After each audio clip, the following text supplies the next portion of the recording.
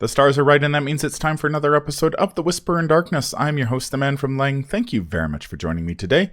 On this episode, we are continuing with our review of the player cards in the Scarlet Keys Investigator expansion. This is part 3 of our look at the Seeker cards. In this episode, we are going to discuss Orphic Theory, Existential, Riddle, Guidance, and Dr. William T. Malison Level 2. There are spoilers throughout if you care about that sort of thing. If you enjoy what you hear, remember to like, comment, and subscribe.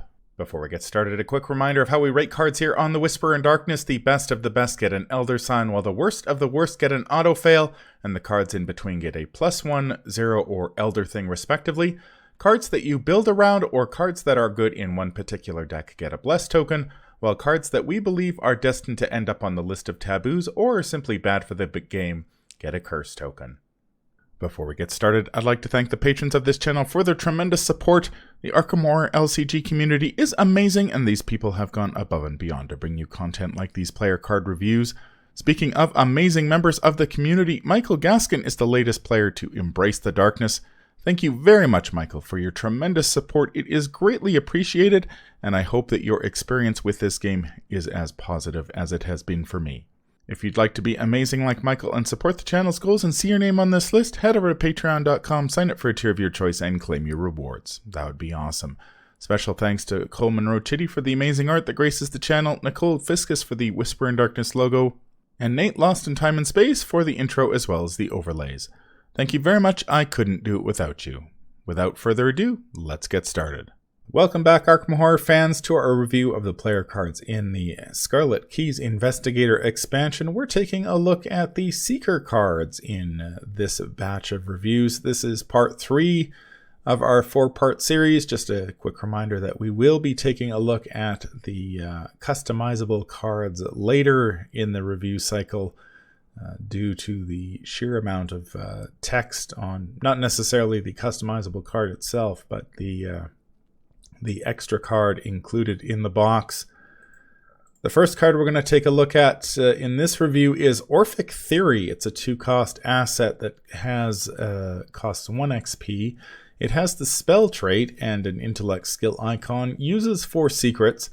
As a free triggered ability, spend 1 secret, choose any non-weakness treachery not attached to an elite enemy.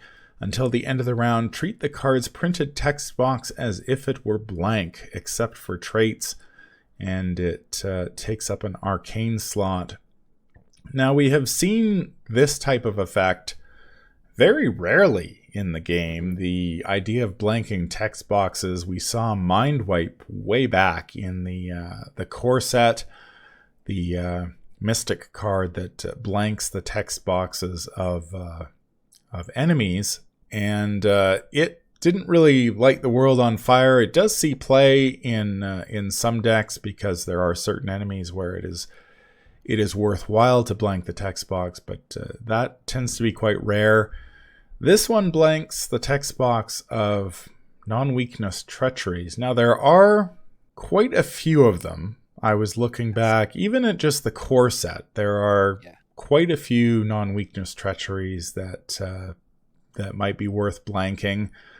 Frozen in Fear stands out to me if you happen to be playing a Seeker Rogue.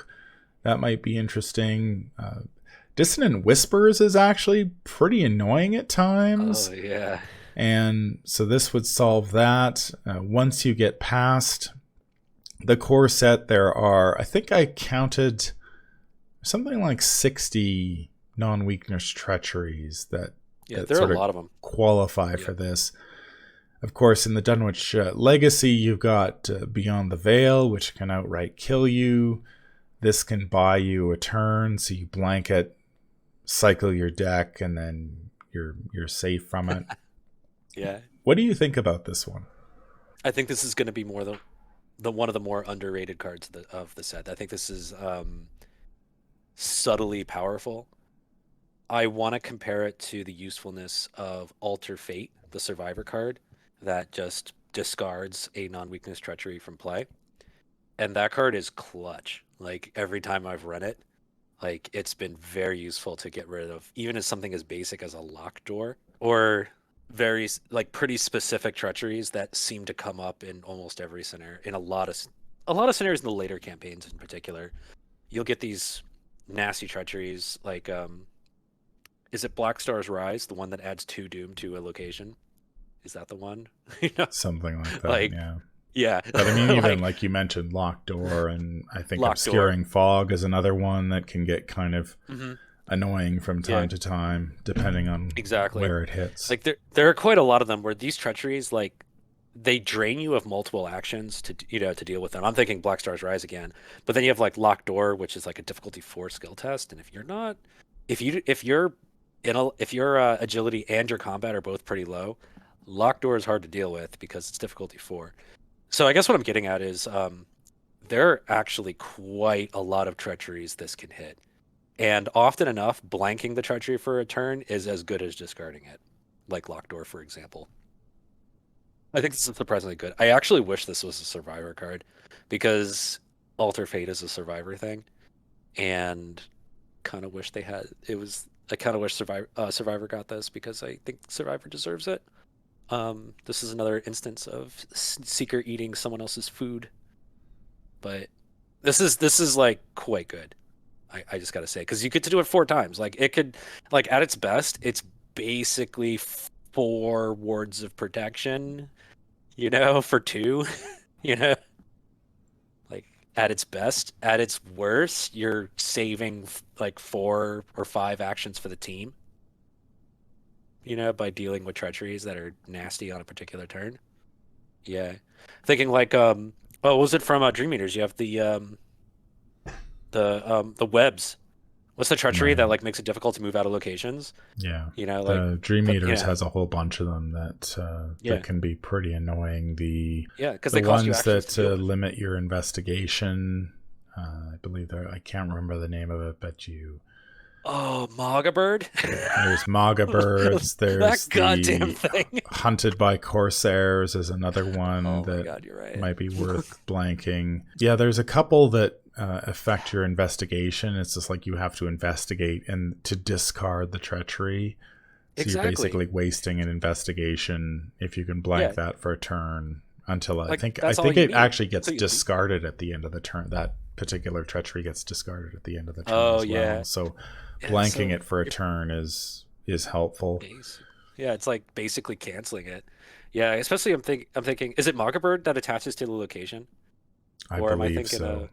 Yeah, I know one of those does, where it's like it's super nasty, but it attaches to the location. So if you blank it for a turn, you investigate the location, you leave, and it's like you just played Ward of Protection on that treachery.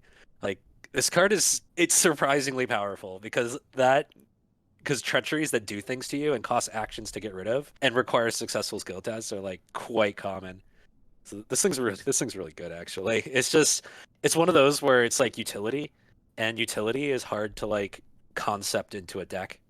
I gotta admit because it doesn't push your game plan forward. That's why I'm saying it's subtly powerful. Yeah, it's nice that it only costs 1 XP too, so Oh it's yeah, it's it's available very affordable. to pretty much a Hmm. large variety of seekers and off class seekers who if you're happen to be playing the flex slot or something like that, you can slide this Yep. in Yep. and provide assistance to the team, especially if you've got those treacheries that are attaching to locations and making your life miserable.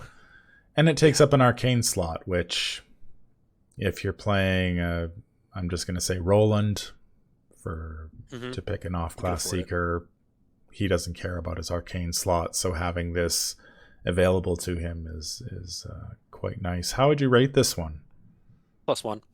I think this is quite a it's a subtly strong effect. I think it is more useful than even I probably think it is. I think there are many, many scenarios where this is going to come in clutch. Yeah, I'm going to go +1 as well. I think cards like this sort of depend on how much you're afraid of those treacheries to begin with. Oh yeah, it's true. Like if Yeah. you don't really care about them, or you're not if you're not worried about these Hmm. sorts of treacheries, then this card isn't going to do very much, but or you're not going to buy it. But I think there are. I was actually kind of surprised when I actually took a look at the card pool and saw how many of these treacheries exist. There are a lot of them, even in just the core set. That, Yeah. yeah, getting rid of a locked door for a turn might not seem like much, but I mean, it can be such a huge tempo killer. Exactly. Or even something like Dissonant Whispers, which surprisingly can be quite painful Oh, because you yeah. If can't it play hits on the wrong assets or turn. events, and all of a sudden it's just like, Yeah. oh, I was going to play, and then you realize, oh, I can't play that this turn, Yeah. and so it And you know, slows you down. Blanking it with ex- this and being like, well, to hell with that, I'm just going to play whatever asset or event I was going to play. yeah. That will propel you forward hmm quite a bit. And, So yeah, and you, I do like this one. Certainly more than blanking enemies. Enemies just tend to oh yeah, die horrible deaths very quickly. yeah. But some of Oh, those treacheries can stick around for a long time. hmm So one thing that's really cool about this is that this gets really good in 4 player because 4 players, 4 times the treacheries that are hitting the board. So it becomes a target-rich environment for this thing because it's not only you don't have to worry about if it's only yourself who draws that dissonant voices, but if like anybody at the table draws the dissonant voices and is hurt by it, you can handle it for them. You don't even have to be at the location of the treachery that you're blanking. Yeah, Yeah. that's something important to point out is that Yeah. while we've talked about a lot about blanking treacheries attached to locations, that you don't have to be at a location to blank the treachery. The Yeah. treachery can be in anybody's threat area. You can blank it for them. hmm If your rogue is suffering under frozen from fear, you save them. And I think the biggest difference between Orphic Theory and, say, Mind Wipe is that this one lasts till the end of the round. Mind Wipe was until Yes. the end of the phase. Oh, so it got all its text back when it came time to hunt you. Yeah. Yeah. So blanking the enemy wasn't a Yeah. huge deal. It didn't really do very much for very long. This one's until the end of the round, so that's a big difference as well. +1s across the board for Orphic Theory. The next card is Existential Riddle. It's a 1-cost event that costs 1 XP. Willpower and intellect skill icons, insight and paradox trait. Parlay, choose a non-elite enemy at your location and test willpower or intellect 8. This test gets -1 difficulty for each other card in your hand. If you succeed, automatically evade the chosen enemy and attach Existential Riddle to it. Attached enemy gains aloof. Thoughts on Existential Riddle? I don't like this card. And it's not it's because it feels so it steps on the toes of like other things, and I think it's overly complicated for what it actually does. Like this is what power creeps over rogue stuff like slip away, or or guardian stuff like handcuffs. This is some lunches are getting eaten here. I don't like this card. I also wish it didn't have the tacked on bit about big hand because it's like why like why are they limiting it to big hand by lowering the difficulty? Why don't just make it difficulty 4 and not have the each other card bit? Like I see the power. There have been cards that do similar things in other classes. This kind of power creeps over them. This just makes you feel bad for handcuffs and slip away and cards like that. And then the survivor one we got last set that makes the enemy attack you and then you get rid of it. Yeah, it is somewhat reminiscent of Bolas even in this box where, Yeah. you hit it with this event and you hmm basically deal with the enemy for the rest of the game. Yep. Bolas makes it exhaust whenever it starts to move, which hamstrings it. This basically just turns it into an aloof enemy that will never attack you. It is leaning heavily into the big hand strategy. Testing 8 isn't easy even for somebody like Daisy or Harvey who have 5 intellect. But even if you have a moderately large hand of 5 cards, this one immediately drops down to 3. I mean, Seekers don't have a ton of ways of dealing with enemies. So I guess if I'm playing a Seeker in a solo environment, this gives you another option besides I've got a plan and stuff like that. And I mean, it's powerful. I'll give it that. How would you rate this one? I wish it wasn't in the game. I think it's going to be one of those effects, kind of like slip away or handcuffs, that it's not going to see lots of play. It's not going to be super disruptive. But I think the fact that it like eats lunches and just it's convoluted, and I wish it wasn't in the game. I'm going to give it a curse for that alone. I just don't like this card. I'm going to go +1. I think it's strong. If you're playing the big hand deck, even better. You're probably testing 0 with this once you get rolling. Big hand deck can be a little slow sometimes, I find, depending on how you're playing it. Getting to 10, 12 cards is something that takes a couple turns, but you can't really argue with the effect. Making an enemy a loaf quite strong. is very strong, and basically takes that enemy out of the game permanently. It only affects non-elite enemies, but most of those are the ones you want to get rid of anyway. Elite enemies may have victory points that you want to earn and stuff like that. So I don't think that's too restrictive, but it's very strong. I just really don't like it. I wish it wasn't in the game. The next card is Guidance, level 1. This is a free event that has willpower and wild skill icons insight trait. Choose another investigator at your location who has yet to take their turn this round. During their turn this round, the chosen investigator gets +1 to each of their skills and may take an additional action. Playing Guidance does not provoke attacks of opportunity. Now, this is an upgrade for a card. I can't even recall what set level 0 Guidance appeared in. Because Black Stars Rise. Nobody really plays Guidance. I guess it's in this set because we have now an entire investigator that is built around giving other investigators an action or a free action each turn, but he can't take this card, which is probably for the best. But so the big difference between level 0 Guidance and this is you get the +1 to each of their skills, and it doesn't provoke attacks of opportunity. Otherwise, it's essentially the same card. Oh, wow. I'm looking at the original Guidance. It provoked attacks of opportunity. Oh, my gosh.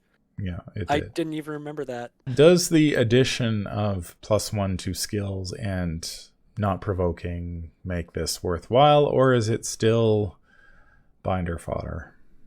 Yeah, it's probably still going to be binder fodder, I gotta admit. Yeah, it's one of those things where you're going to sketch out like power turns, where like the investigator you give an action to is going to have this really powerful turn, and they're going to get a lot done, and they're going to use that +1 on everything. But reality is not the case. Like if original Guidance was binder fodder, I don't see this turning it around. That being said, it does have a willpower icon on it on top of a wild icon. So at least it's 2 willpower icons, which is more than can be said for regular Guidance. So I think it's less bad than regular Guidance, but still awful. I think it's interesting we have yet another string board in the background here. We've got all the Seekers are creating vast conspiracy boards with red string connecting various elements of the mythos together.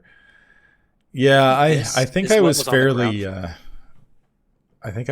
generous to level 0 Guidance when I reviewed it way back when. And obviously, as someone who plays mostly solo, I have never played Guidance, and I will never play this card. I think the Seekers have so much better to spend their experience points on. This one just isn't going to see the light of day. And if you want this type of effect, or if you enjoy this type of effect, you can play Carson, and you can get it every turn as a free triggered ability, basically. So How would you rate this one? I want to do whatever is a step above Tentacle because at least it still does a thing. And if I think of it as you're giving, like, say, 3 icons total across 3 skill tests, like, I could see running this as a one of on those clutch turns when, like, the Guardian needs to make multiple attacks, simply for the +1s. That's not nothing. So I'm going to give this an Elder thing, a very dark, technically Elder thing, but still an Elder thing. Mainly because +1 to each of their skills is worth something, and the fact that you can chuck it for to like a guts, I think, isn't the worst, like the absolute worst. It's really bad, but it's not absolutely terrible. I don't know. The solo player in me really wants to tag this with an just be auto honest. fail, Just be honest. But you could do it. You could do it. You, at the solo player. I was coming from the multiplayer perspective when I gave it an Elder thing, right? I was coming from that. We're gonna have the clutch play where another player needs to make like a zillion tests, and I want to give them all +1 because it's actually gonna matter, because I'm gonna give it to a rogue and they're gonna make 7 skill tests. That got it an Elder thing. Okay. So you can be solo. You can be honest. No, I think I'll give it an Elder thing. It does have 2 willpower skill icons, which is good. It does have that. It does, as long as I think this is one of those cards that's really situational. It's oh yeah. I think when you play it, everybody's going to be like high-fiving each other around the table because something miraculous is going to happen. This isn't the type of card you just sort of casually throw out there and be like, hey, here's an extra action, go crazy. Like, this is like some investigator has gotten themselves in an impossible situation where they need to evade 3 enemies and move. And suddenly you show up and are like, well, here you go. Here's an extra action. I'm not going to provoke attacks, and you're going to get +1, and everybody's loses their minds. So for those situations, I will bump it up to Elder thing. But chances are I will never play this card. Yeah, but at least it gives you 2 willpower, which it does. It does do that. So it's not like it's going to go through a whole game and be useless. Like, you'll probably find a willpower test to throw this into. The next card we're going to talk about is Dr. William T. Malison, working on something bigger. Do they often change the subtitles of cards? Becoming more and more frequent, probably because we, the gamers, love it when they do it. We go, ha ha ha! They changed the subtitle. He is a 1-cost asset that costs 2 experience points, willpower, and intellect skill icons ally and Miskatonic trait. As a response, when any investigator draws an encounter card from the encounter deck, exhaust Dr. William T. Malison and place one of your clues on your location. That investigator draws another card from the top of the encounter deck, chooses one of those 2 cards to resolve, and cancels and discards the other. He has 2 health, 2 sanity, and takes up an ally slot. Now, Dr. William T. Malison level 0 appeared in the Lost in Time and Space Mythos pack, since reprinted in the Dunwich Legacy Investigator expansion. One of the cheapest allies in terms of resource cost to soak potential out there. The ability here is different in that you can use it for any investigator. Well, where level 0 Dr. Malison is just you. Yeah. And the effect is somewhat different, which makes me kind of wonder whether if the level 0 version of Dr. William T. Malison was printed, whether it would be phrased this way. But basically, with level 0, you discard the encounter card and draw another one. This one gives you a choice between the 2, which is an issue with level 0 version, because sometimes you draw that encounter card and you're like, well, this is pretty bad. Could I possibly do worse? And then you draw something and you're like, yeah, it's worse. And you're very unhappy. This one, you at least get to pick between potentially 2 really bad options, but It is nice Yeah. to have that choice. What do you think about this guy? So I actually kind of like this guy. I feel like this, how to describe this? This feels like what William T. Malison like kind of should have been. I think he's properly costed too, because Ward of Protection level 2 is like kind of like a quintessential Mystic card. We don't want to step on their toes too much. So that being said, this is pretty good because the fact that you get to pick between two means you can use Malison as like a shield against enemies. Even and that's just for like yourself. Let's say you're playing solo, right? And you don't like enemies, but you're a seeker. You can pick up that clue really quickly, right? Because you're a seeker and you're really good at picking up clues. Like that's easy for you. But the thing that would stop you is enemies. So you can wait till you draw an enemy, and then drop the clue, draw two cards, and hopefully one of them won't be an enemy. And then the other enemy goes into the discard pile, which means you won't see it for a while. If you add all that up, that's pretty good. Also, you can use that as ancient in multiplayer, ancient evils filtration. Totally. Yeah. Because the level 0 Willem T. Malison only covered yourself. When you're playing 4 players, that's not very good ancient evils filtration. This, however, does. I like this ability. I don't know if I'm spending 2 XP on it, though. Mm-hmm. In Here's a solo, at question least. for you. Because the one thing I do find about... Like, William T. Malison has saved my ass more times than I can count. And I really like this card. I just don't know if I'm spending 2 XP on it because as campaigns progress, the encounter deck becomes more and more ruthless. The last time I really played Malison was in Black Star's Rise, or not Black Star's Rise, Beyond the Black Throne in solo. Mm-hmm. And there you're using him, I was using him to sort of keep the mindless dancers off the table.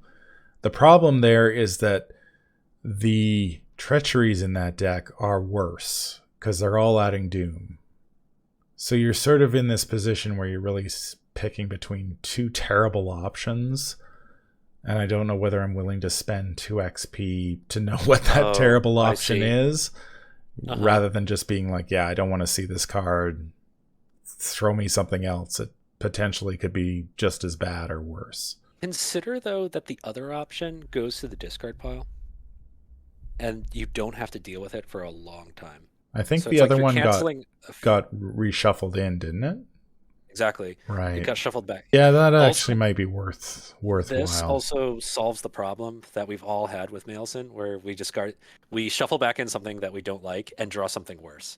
That doesn't happen because you're given that worse before and then the worst thing you get to discard. And also I think William Malison, like the base version, the soak for a cost is like so strong that I urge you to consider this card as if the original Malison didn't exist. If the original Malison didn't exist, this is still very good.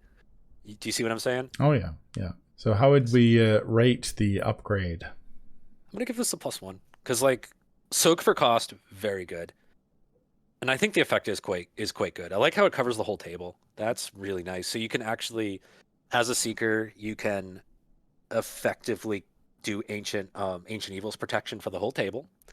I also like that you can provide a shield against like enemies with this guy. I do like that a lot. So like any particular category of encounter card that you or a particular investigator at the table has trouble with, you can pretty effectively shield them from that. Yeah, I think this is a +1. I think this is quite good. I can't think of off the top of my head how many cards we have that shield everybody at the table from treacheries. I know. Oh, we discussed one in the Guardian set. Yeah, the Guardians have a couple. Mystics Yeah. obviously have Ward of Protection level 2, but I don't think it's a very common effect. And so, depending on the makeup of your group, the ability for a Seeker or off-class Seeker to include this type of effect is very strong. So yeah, I'm going to give him a +1 as well. I've always loved the level 0 version of this guy. Even just for the soak, for the cost, is out of this world. And the fact that he can protect you from whatever, either enemy or treachery you really don't want to see at the time is often worth the clue. And now that you have support in terms of research notes and all the other clue dropping tech that's in this box, you can slot him into that deck and pick up clues at higher shroud locations quite easily. Yeah. If you take this Forewarned and Orphic Theory and you put them all together, like that's quite a package of like encounter deck protection. So +1s across the board for Yeah. Dr. William T. Malison, a favorite of mine.